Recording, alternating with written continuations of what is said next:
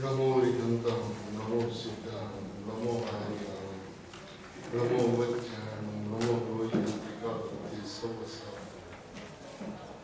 मंगलम भगवान वीरो मंगलम गौतमो मंगलम कुंडकुंडारी जयंती नमस्ते सर्वमंगल्य मांगल्यम सर्वकल्याणकारकम प्रधानम सर्वधर्माणां जैनम जयंती शासनम ओंकार बिंदु संयुक्तम नित्यम ध्यायन्ति योगिनः कामदं मोक्षदं चैव ओंकाराय नमो नमः नमः समयसाराय स्वानुभूत्या चकास्ते चित्स्वभावाय भावाय सर्वभावान्तरचिते अज्ञानतिमिरान्धानां ज्ञानाञ्जन शलाकया चक्षुरुन्मीलितं येन तस्मै श्रीगुरवे नमः आत्मा ज्ञानं स्वयं ज्ञानं ज्ञानात् अन्यत् करोति किम् परभावस्य कर्तात्मा मोहोयं व्यवहार्यं मंगलमय मंगलकरण वीतराग वीणा नमोता ही जाते भय करीन ओम नमः सिद्धेभ्यो नमः सिद्धेभ्यो नमः सिद्धेभ्यो।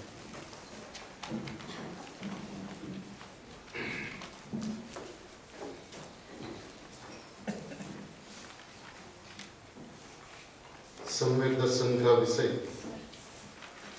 के लेख के ऊपर अपना स्वाध्याय चल रहा है। बाबूजी ने आत्मा की अनुभूति जिस श्रद्धा की पर्याय में होती है वो किस तरह से आत्मा की अनुभूति करती है और ध्रुव की मंगलमय बस्ती में किस तरह से बसती है उसका जो आलेखन किया है ये अनुभूति के अलावा करना असंभव है। स्वयं के माध्यम से बहुत कुछ बात तो कही जा सकती है लेकिन सर्वांगीय वस्तु व्यवस्था जिस तरह से उभर के सामने आई है ये भी गुरुदेव के शासन में ऐसे पवित्र जीवों का आना गुरुदेव के सानिध्य में रहना अपने लक्ष्य को पूर्ण करना और गुरुदेव के बताए हुए पथ को पुष्ट करना ऐसा उत्कृष्ट कार्य इस लेखों के माध्यम से हुआ है यानी कि चैतन्य की चहल पहल के माध्यम से हुआ है। ध्रुव तत्व अंतिम पैराग्राफ जो अपन ने दोपहर में लिया था फिर वहीं से शुरू करते हैं 42 पृष्ठ से। ध्रुव तत्व श्रद्धा के लिए मुख्य तत्व नहीं वरन वह उसका सर्वस्व ही है। इसलिए सम्यक दर्शन स्वयं अपने को मिटाकर ध्रुव का दर्शन करता है। वो अपने को गुण की कक्षा में भी नहीं रखता, वास्तव में अपने को बचाकर श्रद्धेय को अपना समर्पण करने की वार्ता तो एकदम छल एवं छद्म। स्वयं को मिटाए बिना समर्पण का स्वरूप ही नहीं बन सकता। इसलिए सम्यक दर्शन की दुनिया में सम्यक दर्शन संज्ञा वाली कोई वस्तु ही नहीं है। राधा ने जगत में राधा को कभी देखा ही नहीं, उसकी दूसरी दुनिया कृष्ण की बनी थी। श्रद्धा की इस अनंत शून्यता में ही ध्रुव की मंगलमय बस्ती बसती है और इसलिए श्रद्धा का यह अद्वैत अनंत आनंदमय होता है। अब यहाँ तक की बात चली, अभी आगे बाबूजी क्या कहते हैं पढ़ते हैं बाबूजी के शब्दों में। इस पद्धति में आत्मा को मात्र ध्रुव मानने से उसमें पर्याय का अभाव नहीं हो जाता, वरन ध्रुव एवं ध्रुव की श्रद्धा पूर्ण एवं पूर्ण का अहम इस प्रकार दोनों अंशों की निरपेक्ष पूर्णता में आत्मा पदार्थ द्रव्य पर्याय स्वरूप पूर्ण ही बना रहता है। ये जो पद्धति बतलाई गई ऊपर में इसके अंदर में आत्मा को मात्र ध्रुव मानने से उसमें पर्याय का अभाव नहीं हो जाता, पर्याय का अस्तित्व समाप्त नहीं हो जाता, वरन ध्रुव एवं ध्रुव की श्रद्धा, ध्रुव माने त्रिकालिक भगवान आत्मा और ध्रुव की श्रद्धा माने श्रद्धा की पर्याय, पूर्ण एवं पूर्ण का अहम। इस प्रकार दोनों अंशों की निरपेक्ष पूर्णता में पूर्ण एवं पूर्ण का अहम, इस प्रकार दोनों अंशों की निरपेक्ष पूर्णता में आत्म पदार्थ द्रव्य पर्याय स्वरूप पूर्ण ही बना रहता है। इसके अंदर में वस्तु जो की त्यों बनी रहती है, द्रव्य द्रव्य रूप रह जाता है, पर्याय पर्याय रूप रह जाता है, द्रव्य पूर्ण रहता है, पर्याय भी पूर्ण रहती है। दोनों की व्यवस्था बरकरार रखते हुए आत्मा की अनुभूति हो जाती है। जैसे शरीर के प्रत्येक अंग की पूर्णता ही शरीर की पूर्णता है। यदि शरीर के सभी अंग अधूरे हो तो सब अधूरे अंगों से एक पूर्ण शरीर तो निष्पन्न नहीं हो सकता। आधा द्रव्य और आधा पर्याय, अंश द्रव्य और अंश पर्याय, ये दोनों मिलकर एक पूरी वस्तु हो जाए, ऐसा नहीं हो सकता। इसी प्रकार आधा द्रव्य एवं आधी पर्याय यह पदार्थ का स्वरूप नहीं, वरन पूर्ण द्रव्य एवं पूर्ण पर्याय यह पदार्थ का स्वरूप होता है। वे बात तो समझ में आने वाली बात है, अपन आगे चलते हैं। वास्तव में ध्रुव को अंश मानने वाली श्रद्धा में पूर्णता की प्रतीति ही नहीं होगी। अब यहां से अपन वस्तु का विचार करें, क्या कहते हैं कि वास्तव में ध्रुव को अंश मानने वाली श्रद्धा, इस श्रद्धा में पूर्णता की प्रतीति ही नहीं होगी, क्योंकि उसने उसको अंश माना, तो अंश माना तो पूर्ण नहीं माना, अब पूर्ण नहीं माना तो पूर्ण की श्रद्धा ही नहीं होगी। फलस्वरूप क्या होगा? फलस्वरूप अनुभूति में आनंद की निष्पत्ति ही नहीं होगी। यदि पूर्ण माना होता तो आनंद निष्पन्न होता, आनंद का जन्म होता, स्वसंवेदन होता, लेकिन ऐसा नहीं माना तो आनंद की निष्पत्ति ही नहीं होगी। वरन अंश अर्थात अपूर्ण की प्रतीति होने से सदा ही ऐसा लगता रहेगा कि आत्मा में अभी कुछ कमी है। निश्चय ही श्रद्धा आदि वृत्तियों का कार्य ध्रुव आत्मा में कुछ करना नहीं, वरन उसे ध्रुव मात्र मानना होता है। ऐसे श्रद्धा का कार्य है। निश्चय ही श्रद्धा आदि वृत्तियों का कार्य ध्रुव आत्मा में कुछ करना नहीं, वरन उसे ध्रुव मात्र मानना होता है। तो किस तरह से मानता है? मैं ध्रुव हूं, यही सम्यक दर्शन का स्वर है। मैं ध्रुव हूं, यही सम्यक दर्शन का स्वर है। किसका प्रश्न भैया? कहने का मतलब यह है कि जब श्रद्धा यह कहती है कि मैं ध्रुव हूं, तो बाकी जो गुण की जो पर्याय हैं वो भी ध्रुव तरफ श्रद्धा को फॉलो करते हुए, श्रद्धा का पीछा करते हुए, श्रद्धा के साथ में स्वभाव की ओर झुकती हुई परिणमित हो जाती है। क्योंकि जब सम्यक दर्शन होता है तो सिर्फ दर्शन गुण सम्यक हुआ, ज्ञान गुण सम्यक हुआ, ऐसा नहीं, सभी गुणों का सम्यक परिणमन हो जाता है। सम्यक दर्शन की काया ध्रुव से ही निर्मित है। इसमें सर्वत्र ध्रुव ही पसरा है, अनित्यता उसमें है ही नहीं। देखिए क्या कहते हैं, सम्यक दर्शन की काया ध्रुव से निर्मित है। जो निर्माण हुआ सम्यक दर्शन का, वो काया ध्रुव की बनी हुई है। इसमें सर्वत्र ध्रुव ही पसरा है। सर्वत्र पूरा का पूरा ध्रुव पसरा हुआ है, ध्रुव फैला हुआ है। अनित्यता उसमें है ही नहीं। उसे विश्व में ध्रुव के अतिरिक्त अन्य सत्ता का स्वीकार ही नहीं है। इसका विश्व ही ध्रुव है।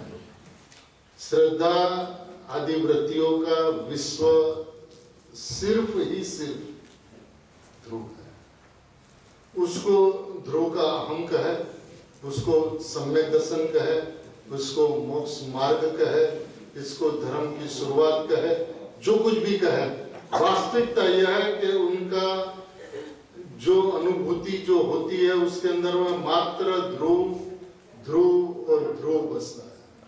और उसका स्वर मैं ध्रुव हूं, यही सम्यक दर्शन का स्वर है।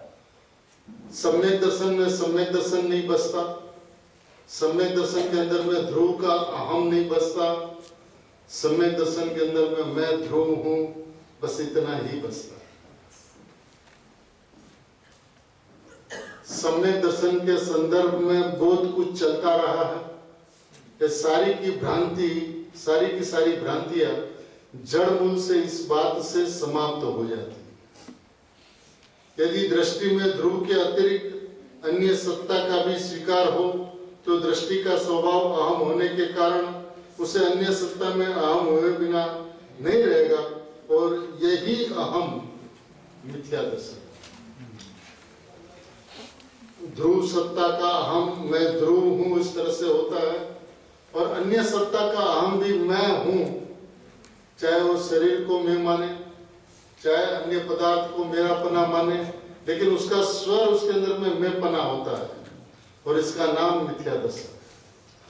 श्रद्धा में मेरा कोई नहीं होता। मेरा हो तो फिर वो ज्ञान का विषय हो जाता है, वो श्रद्धा का विषय नहीं रहता। श्रद्धा में सिर्फ और सिर्फ मैं बना रहता है। मेरी सत्ता ध्रुव है। देखिए वही बात आई, मेरी सत्ता ध्रुव है। सम्यक दर्शन को द्रव्य पर्याय का यह भेद भी बर्दाश्त नहीं है। मेरी सत्ता ध्रुव है, इतनी बात श्रद्धा को बर्दाश्त नहीं है। दृष्टि श्रद्धा का स्वरूप ही ऐसा है, उसे ज्ञान की तरह स्वपर का भेद करना नहीं आता, उसे तो अहम करना आता। ज्ञान जैसे स्वपर का भेद करता है, श्रद्धा ऐसा भेद नहीं करती, उसे तो अहम बस मैं हूं, वो इतना अहम समर्पित करती हुई चली जाती है। मैं हूं समर्पण करके चली जाती है, मैं हूं समर्पण करके चली जाती है। अब पर सत्ता में मैं हूं तो इसका नाम मिथ्या दर्शन, ध्रुव सत्ता में मैं हूं तो इसका नाम सम्यक दर्शन। बस इतनी सी बात है। अब वस्तु व्यवस्था इतनी स्पष्ट है कि वहां पे कुछ सोचने की आवश्यकता नहीं है। सौराष्ट्र के नहीं, उसको इसके लोक में कोई पर है ही नहीं, कोई पर है ही नहीं। श्रद्धा के लोक में कोई पर होता ही नहीं है, उसलिए श्रद्धा को अंधी कहा गया। उसके पास में चक्षु नहीं होता, बलवान होती है लेकिन अंधी होती है। जहां कूदती है 100% कूद जाती है। स्वभाव में प्रवेश करती है तो मैं हूं करके चली जाती है। उसके लोक में कोई पर है ही नहीं, वह मिथ्या होती है। तब भी उसे सब स्व ही दिखाई देता है, पर में भी उसे स्व ही दिखाई देता है। क्योंकि अब अंधे को क्या स्व और क्या पर, उसका जो कुछ भी है वो स्व है। अहम करना तो अहम में तो जो है बस मैं हूं। तब सम्यक होने पर तो उसकी परिधि में अन्य भावों का प्रवेश कैसे संभव है। और तो और सम्यक दर्शन के घर में स्वयं सम्यक दर्शन के रहने के लिए कोई भी जगह नहीं है। सम्यक दर्शन के घर में स्वयं सम्यक दर्शन के रहने के लिए भी कोई जगह नहीं है। उसने अपना कोना कोना ध्रुव के लिए खाली कर दिया है। कोना कोना सर्वस्व ध्रुव के लिए समर्पण कर दिया है। इसलिए उसका स्वर मैं ध्रुव हूं, इसके अलावा कुछ निकलता ही नहीं।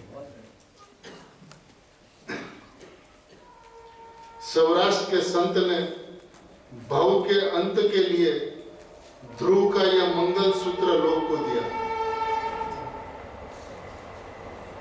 सौराष्ट्र के इस संत ने भाव के अंत के लिए ध्रुव का यह मंगल सूत्र लोक को दिया। उन्होंने सम्यक दर्शन के जिस स्वरूप का अनुसंधान किया वह इस युग का एक आश्चर्य है। सम्यक दर्शन के इस सूक्ष्म एवं अद्भुत स्वरूप का इस युग को स्वप्न भी नहीं था।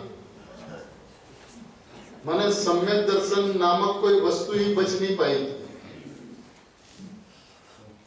वास्तव में श्री कांजी स्वामी इस युग में सम्यक दर्शन के आविष्कारता हैं और यह भवांतक सम्यक दर्शन इस युग को उनका सबसे महान वरदान है।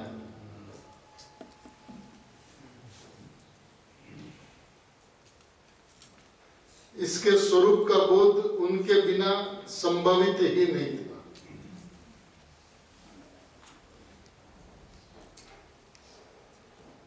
सही में गुरुदेव ने सम्यक दर्शन का स्वरूप जिस तरह से प्रतिपादित किया, सही में ये ओम ध्वनि में जिस तरह से अनुभूति की बातें आती हैं ओम ध्वनि के माध्यम से, वह बात गुरुदेव के मुखारविंद से सुनने को मिली।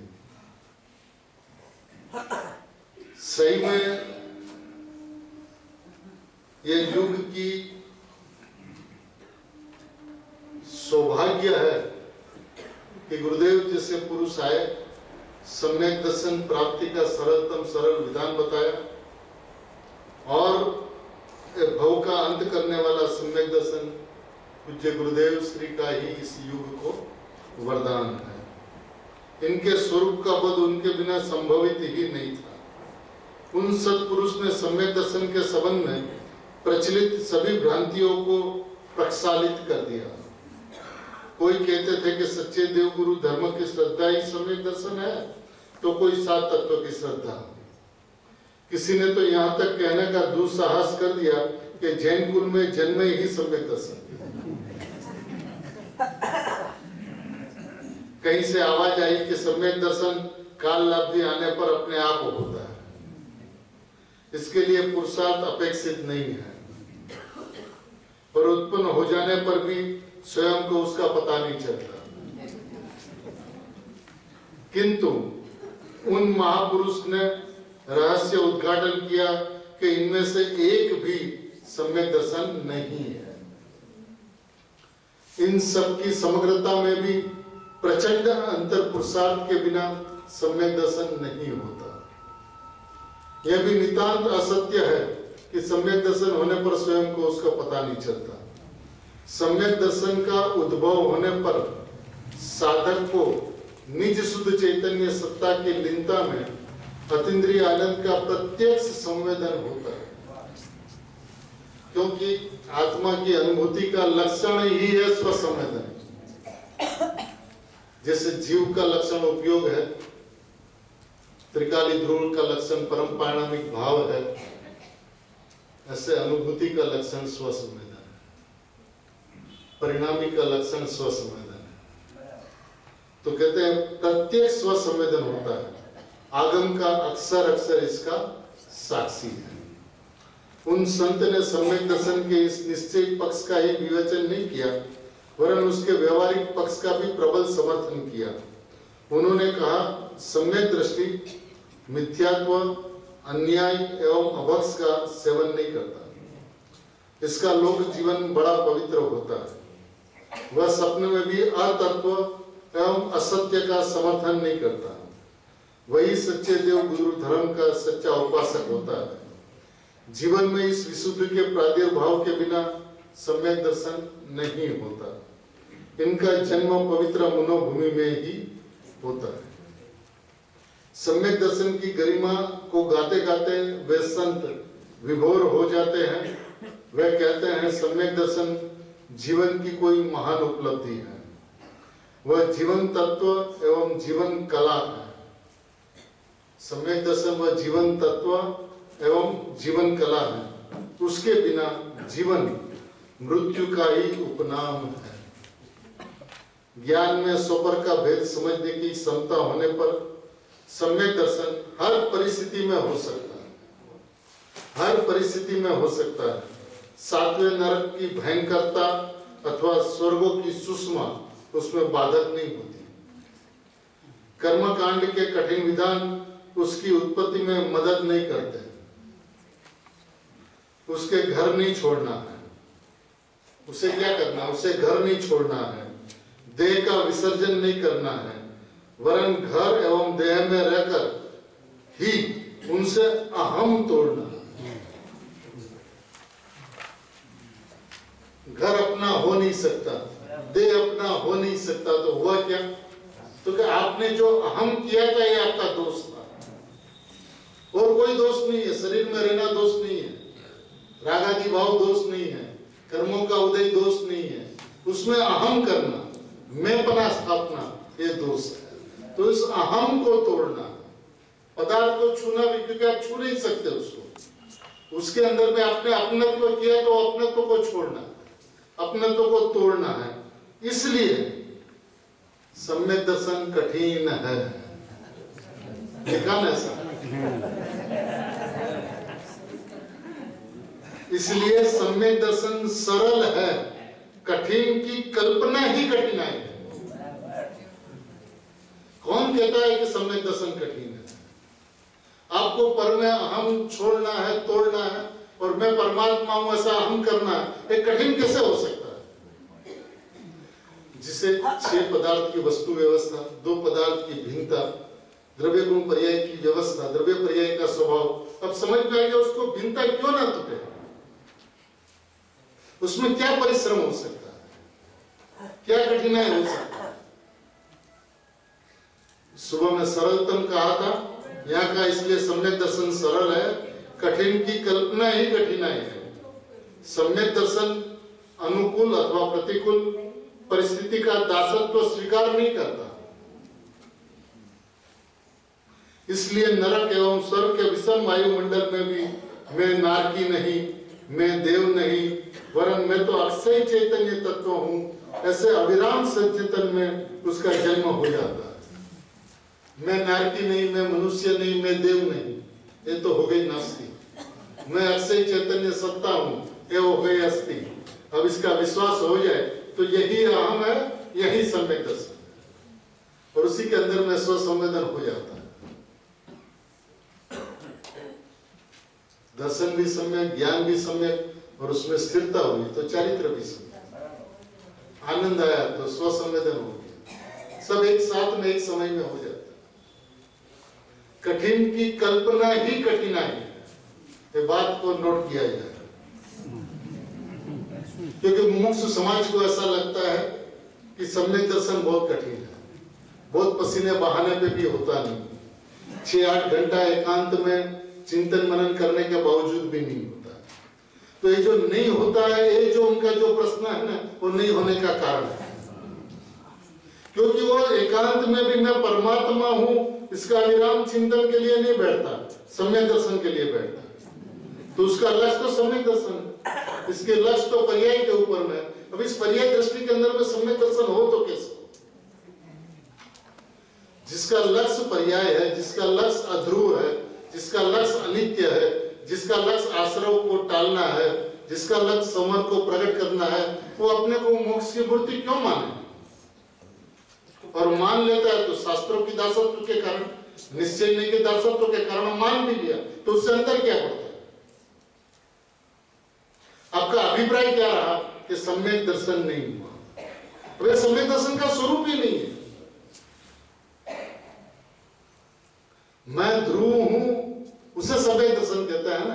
तो आपके अंदर में तो मैं ध्रुव में चलना चाहिए, अविराम चिंतन में, निरंतर चिंतन के अंदर में, प्रतीति के अंदर में, परिणति के अंदर में, उठते बैठते चलते सोते खाते पीते सब जगह ये चलना चाहिए कि मैं चैतन्य ध्रुव सत्ता हूं, मैं चैतन्य ध्रुव सत्ता हूं।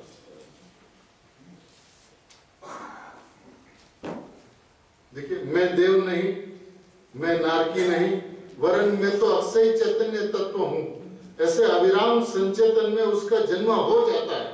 जन्म किया नहीं जाता है, जन्म दिया नहीं जाता है, जन्म हो जाता है।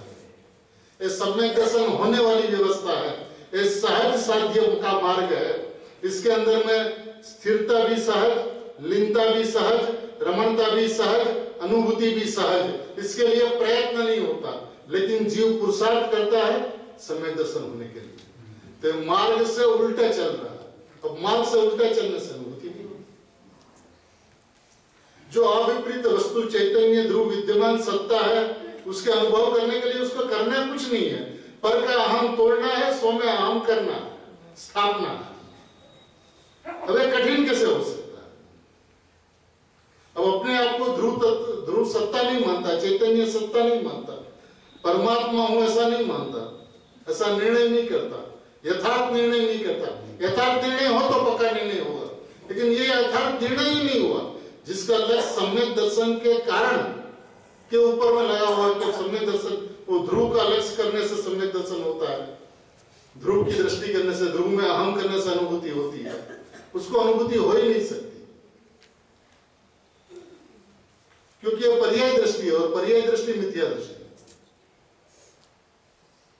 द्रव्य दृष्टि भी किसे कहते हैं? जिसके अंदर वह मैं द्रव्य हूं, उसमें द्रव्य की दृष्टि नहीं होती, मैं द्रव्य हूं ऐसा होता, उसको द्रव्य की दृष्टि कहते हैं।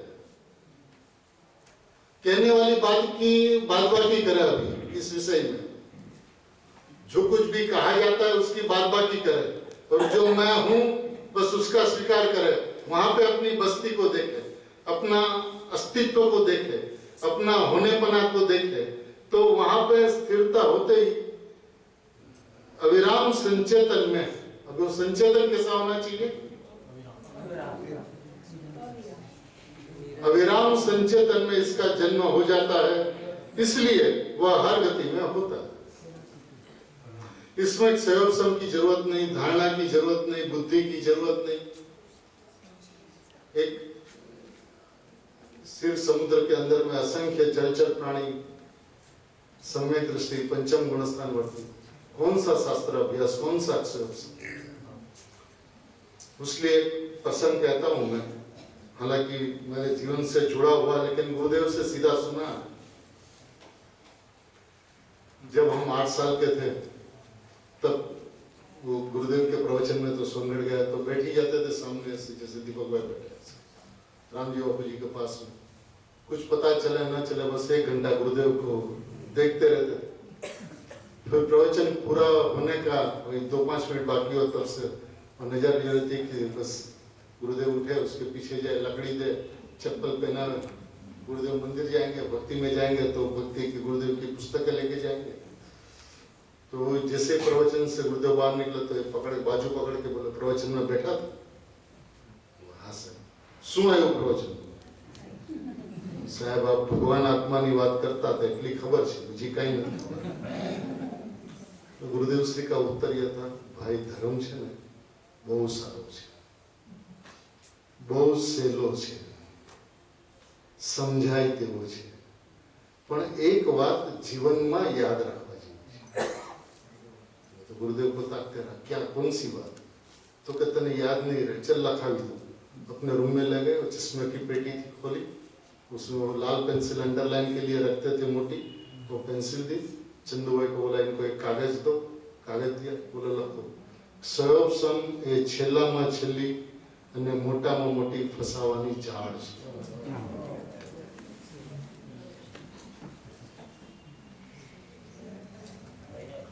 સૌસમ એ છેલ્લામાં છેલ્લી અને મોટામાં મોટી ફસાવાની ઝાડ છે।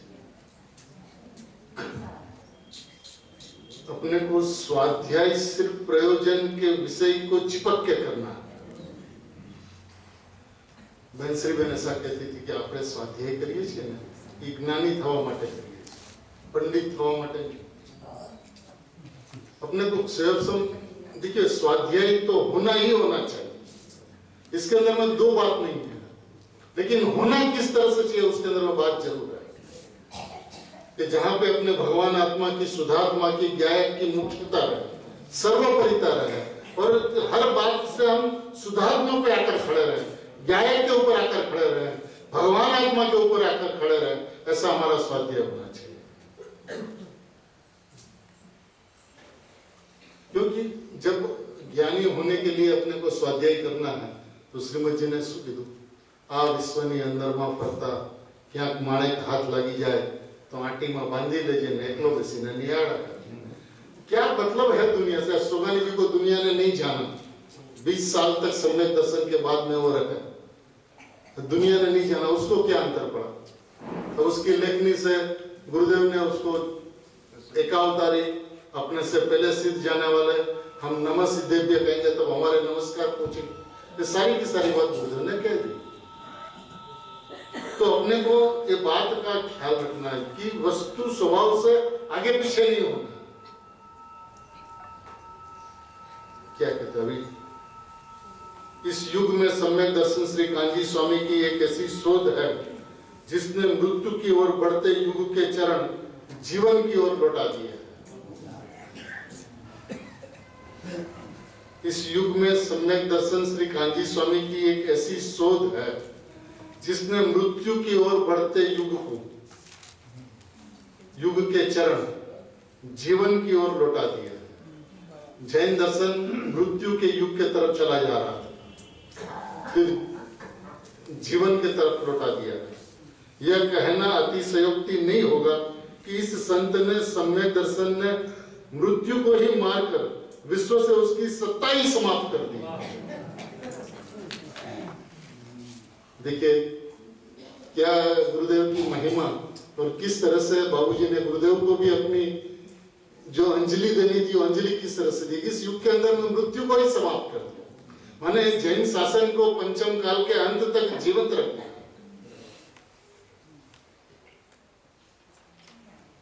सम्यक चारित्र का सौंदर्य,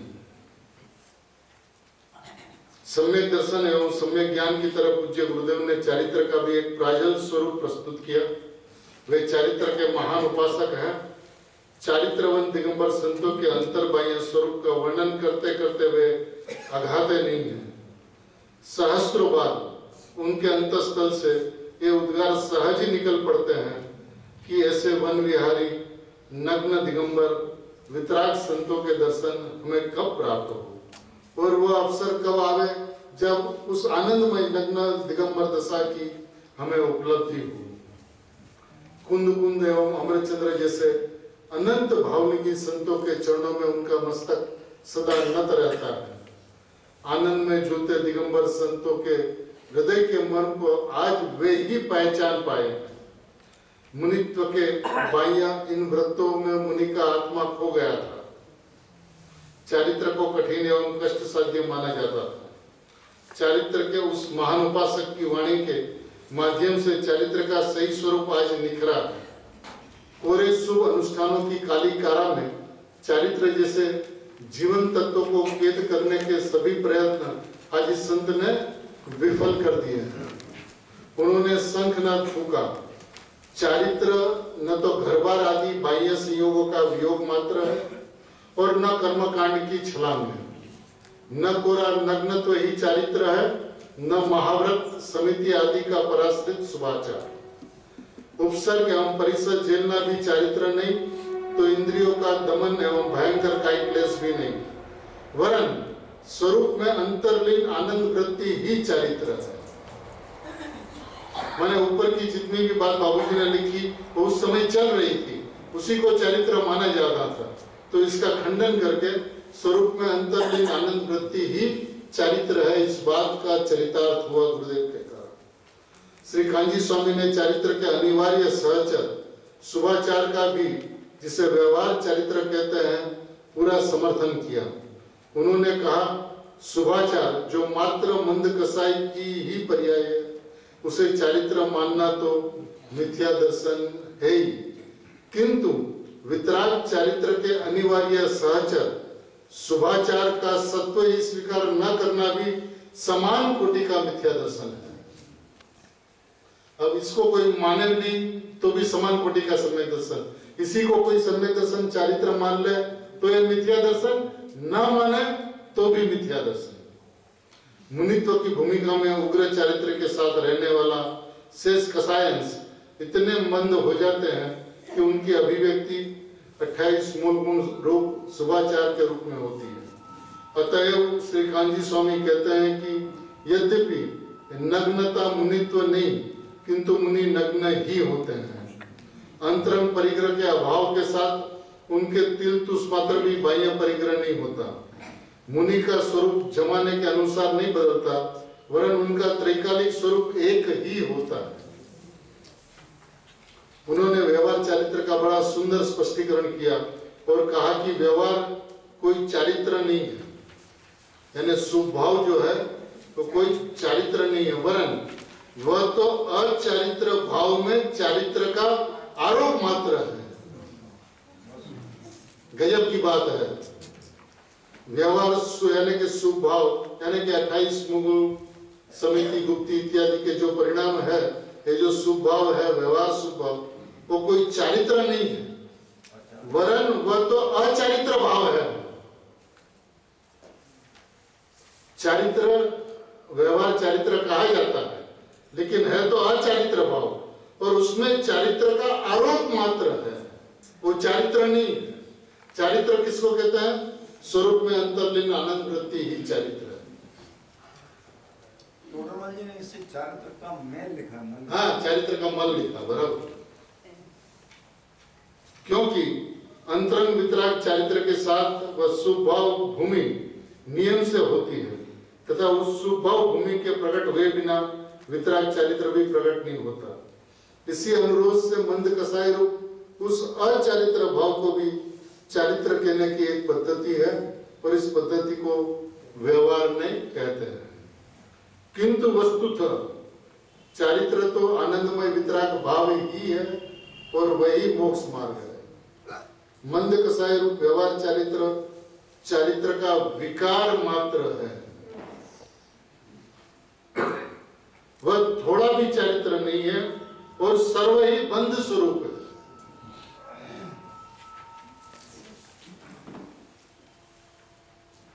सम्यक दृष्टि को जीवन में सदा ही चारित्र की प्रादुर्भाव की उग्र भावना प्रवर्तित होती है। मैं इसलिए पढ़ जाता हूँ कि सारी बात गुरुदेव क्या कहते थे, गुरुदेव की मान्यता क्या थी, चारित्र के संबंध में गुरुदेव की क्या समझ थी, क्या प्रतिपादन था, ये बात का आलेख बाबूजी ने किया है, इसको मैं पढ़ लेता हूँ।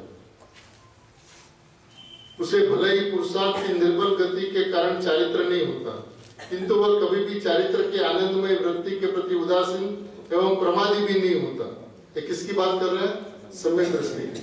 सम्यक दृष्टि को जीवन में सदा ही चारित्र के प्रादुर्भाव की उग्र भावना प्रवर्तित होती है।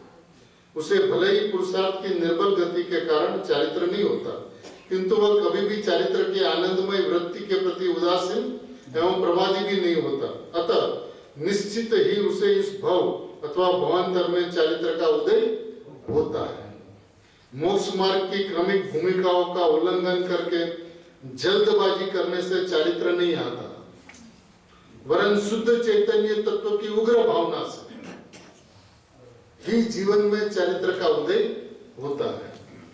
शुद्ध चैतन्य तत्व की उग्र भावना से ही जीवन में चारित्र उदय होता है। श्रद्धा ज्ञान चारित्र का तो विशद विवेचन श्री कांजी स्वामी की वाणी में हुआ ही है, किंतु साथ ही जैन दर्शन के आधारभूत सिद्धांत निश्चय, व्यवहार, निमित्त, उपादान, आरत दर्शन का प्राण, अनेकांत आदि का जो अत्यंत प्रामाणिक, अगम सम्मत एवं सतर्क प्रतिपादन हुआ है, वह चित्त को चकित कर देता है। संभवतः जैन दर्शन का आधारभूत कोई सिद्धांत ऐसा नहीं है जिसमें उनके ज्ञान एवं वाणी का व्यवसाय नहीं हुआ हो। अध्यात्म का ऐसा सांगोपांग विवेचन तो शताब्दियों में नहीं हुआ। 42 वर्ष मैंने जब लेख लिखा गया था, तब गुरुदेव के परिवर्तन को 42 वर्ष हुए थे। 42 वर्ष से अध्यात्म की बरसातें करती हुई उनकी प्रज्ञा ने अज्ञान की जड़ें हिला दी है। तीर्थंकरों एवं वितराग संतों के हृदय का मन खोलकर उन्होंने हमें तीर्थंकरों के युग तक पहुंचा दिया है। इनकी प्रज्ञा ने आगम के गंभीर रहस्यों की था लेकर जो मर्म निकाले हैं, वह इस युग का एक आश्चर्य सा लगता है। वाणी का यह कमाल की 42 वर्ष की धारावाहिक प्रवचनों में कहीं भी पूर्वापर विरोध नहीं है। आत्म प्रसिद्धि, नई प्रज्ञापन एवं अध्यात्म संदेश जैसी साहित्यिक नीतियां उनकी निर्मल एवं पेनी प्रज्ञा के ऐसे प्रसव है, जिन्हें देखकर आज के युग का बौद्धिक हम उनके चरणों की धूल में घुसित होकर गर्व का अनुभव करेगा। उनके प्रवचनों से कल्पनातीत आध्यात्मिक साहित्य का सर्जन हुआ है। शाश्वत शांति के विधि विधानों से भरे उनके आध्यात्मिक साहित्य ने भारत साहित्य का शीर्ष विश्व में ऊंचा किया है। वह साहित्य युग युग तक शांति के पिपासुओं को सच्ची शांति का दिशा निर्देशन करेगा। उन्होंने जिस आध्यात्मिक क्रांति को जन्म दिया है, उसने युग के प्राण मौत के मुंह से निकाल दिए हैं। आज जन जन के श्वास प्रश्वास में अमरत्व का संचार होने लगा है। आज के त्रस्त जनजीवन को उनकी वाणी में सही राह एवं राहत मिली है। अतः निष्पक्ष दृष्टि से श्री कांजी स्वामी का युग भारतीय इतिहास एवं श्रवण संस्कृति का निश्चित ही एक स्वर्ण युग होगा। उन्होंने भारतीय इतिहास में एक बेजोड़ अध्याय जोड़ा है। वे उस क्रांति के उन्नायक महामानव है जिनका जन्म रक्त में नहीं विरक्त में होता है। जिस क्रांति के उदय में आत्म क्लांति का नहीं वरन मंगलमय शांति का संवेदन करता है।